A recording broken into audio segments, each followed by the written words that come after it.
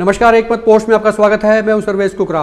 जींद के विधायक कृष्ण मिड्ढा ने एक खास मसला आज विधानसभा के मानसून सत्र के दूसरे दिन उठाया है। उन्होंने कहा कि बंटवारे के वक्त जो लोग इधर आ गए थे, इधर बोले तो जो उस वक्त भारत था और जो अब पाकिस्तान है, उस हिस्से से लोग यहाँ पर आए थे, खास करके पंजाबी बिरादरी के लोग, उनको आज भी काफ़ी जगहों पर काफ़ी वक्त रिफ्यूजी कहकर बुलाया जाता है, जो गलत है, शर्मनाक है, शर्मसार करने वाली चीज़ है। उन्होंने मांग की सरकार से कि रिफ्यूजी शब्द पर रोक लगाई जाए, रिफ्यूजी शब्द के इस तरह के इस्तेमाल पर रोक लगाई जाए, और सिर्फ रोक ही नहीं, अगर रिफ्यूजी शब्द का गलत इस्तेमाल होता है तो इस पर सज़ा का प्रावधान होना चाहिए। ये एक डिमांड रखी गई है और ये माना जा रहा है कि सरकार इस पर जल्दी कोई फैसला ले सकती है। हालांकि आज इस पर कोई जवाब सरकार की तरफ से नहीं दिया गया, लेकिन मिड्ढा ने ये आवाज़ ज़रूर उठाई है। चूँकि वो बीजेपी के विधायक हैं, सरकार का हिस्सा हैं, इसलिए ये माना जा रहा है कि ये सहमति से हुई होगी और आने वाले दिनों में इस रिफ्यूजी शब्द के गलत इस्तेमाल पर सरकार रोक लगा सकती है, कोई कानून बना सकती है। आपको सुना देते हैं कि कृष्ण मिड्ढा ने विधानसभा सत्र के दौरान अपनी बात को कैसे रखा।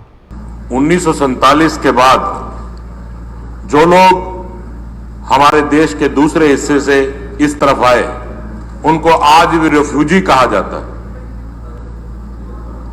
और क्यों ना कोई ऐसा एक्ट बनाया जाए जो भी अगर इस शब्द का इस्तेमाल करे उनके खिलाफ कोई कानूनी कार्रवाई हो।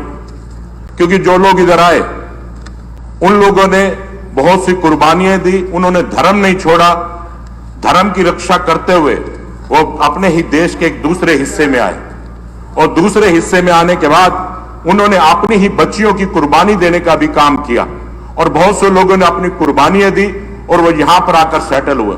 मेरा आप लोगों से अनुरोध कि अध्यक्ष महोदय, कुछ ऐसा एक्ट बनाया जाए जिसमें एक सजा का प्रावधान रखा जाए, ताकि कोई भी इस प्रकार का अगर शब्द का, इस रिफ्यूजी शब्द का इस्तेमाल करता है तो उसको सजा उसके लिए निर्धारित की जाए।